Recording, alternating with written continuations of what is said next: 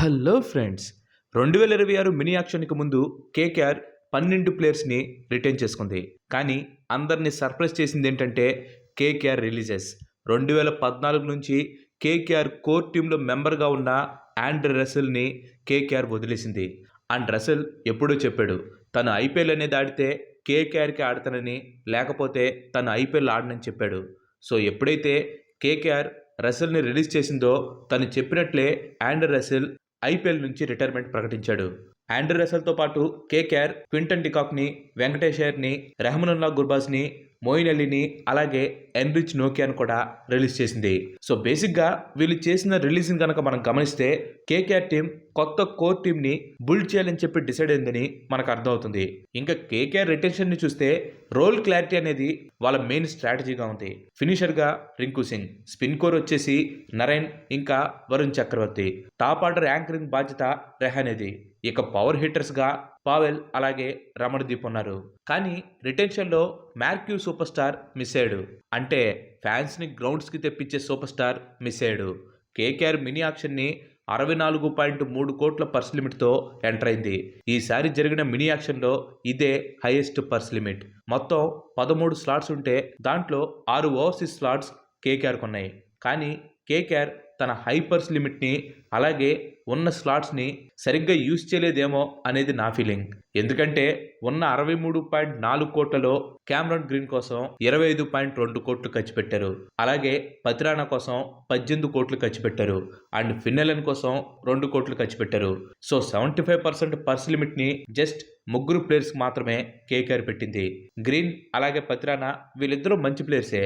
కానీ ఇంత ప్రైస్ పెట్టడం కరెక్టా కాదనేది ఈ 2026 ఐపీఎల్లో వాళ్ళ పర్ఫార్మెన్స్ని బట్టి మనకు అర్థమవుతుంది. ఇక్కడ లాజిక్ సింపుల్. ఆండ్రే రసెల్ రోల్ని గ్రీన్తో భర్తీ చేయాలని చెప్పి అనుకుంది కేకేఆర్. మంచి ఆలోచనే. గ్రీన్ మంచి టాలెంటెడ్ ప్లేయరే. మిడిల్ ఆర్డర్లో హిట్టింగ్తో పాటు ఓపెనింగ్ కూడా ఆడగలడు. అలాగే సీమ్ బౌలింగ్ కూడా వేయగలడు. ఆండ్రే రసెల్ అంత కాకపోయినా గ్రీన్ కూడా ఫెంటాస్టిక్ ఫీల్డరే. కానీ ఆండ్రే రసెల్ ఒక ప్రూవెన్ ఐపీఎల్ విన్నర్. 2014 నుంచి కేకేఆర్ లోయర్ మిడిల్ ఆర్డర్లో పర్ఫార్మెన్స్ కనుక మనం చూస్తే 85% రసెల్ కాంట్రిబ్యూషన్ చేశాడు. గ్రీన్ దగ్గర మంచి పొటెన్షియల్ ఉంది. కానీ ఆండ్రే రసెల్ లాంటి ప్రూవెన్ మ్యాచ్ విన్నర్ ప్లేస్లో గ్రీన్ని తీసుకోవటం హై రిస్క్ గ్యాంబుల్ లాంటిదే. హిట్ అయితే జాక్పాట్, మరి ఫట్ అయితే ఇంకా డెత్ బౌలింగ్ విషయానికి వస్తే పతిరానాని కేకేఆర్ తీసుకోవడం జరిగింది.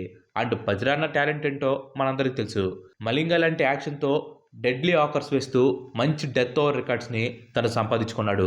కానీ ప్రాబ్లం ఏంటంటే ఇంజురీ రిస్క్, అలాగే వర్క్ లోడ్ మేనేజ్మెంట్. పతిరానా 14 మ్యాచ్లు కంటిన్యూస్గా అయితే ఆడలేడు.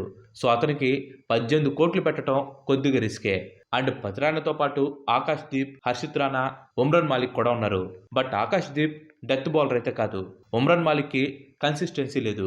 అండ్ హర్షిత్ రాణా ఇంజురీతో ఈ ఐపీఎల్ నుంచే దూరం అయిపోయాడు. సో పతిరానాకి సరైన రీప్లేస్మెంట్ లేకపోవడం కూడా కేకేఆర్కి పెద్ద మైనస్ అనే చెప్పాలి.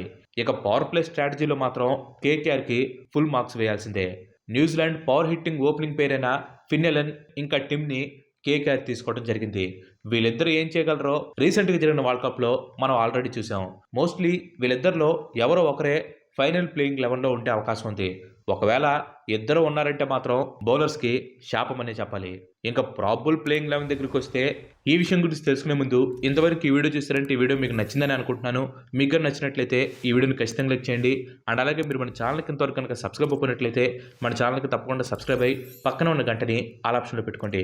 ఆల్రెడీ లైక్ చేసి, షేర్ చేసి, సబ్స్క్రైబ్ చేసిన వారికి చాలా చాలా thanks. Finn Allen, Ajinkya Rahane, Raghuvanshi, Cameron Green, Rinku Singh, Rovman Powell, Ramandeep Singh, Sunil Narine, Varun Chakravarthy, Pathirana, Vaibhav Arora.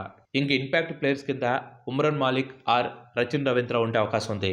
ఫైనల్గా చెప్పాలంటే మినీ యాక్షన్లో KKR high risk high reward అప్రోచ్తో స్క్వాడ్ని అయితే తీసుకుంది. వీళ్ళు ఈ సీజన్లో మెయిన్గా డిపెండ్ అయింది 3 ఫ్యాక్టర్స్ మీద.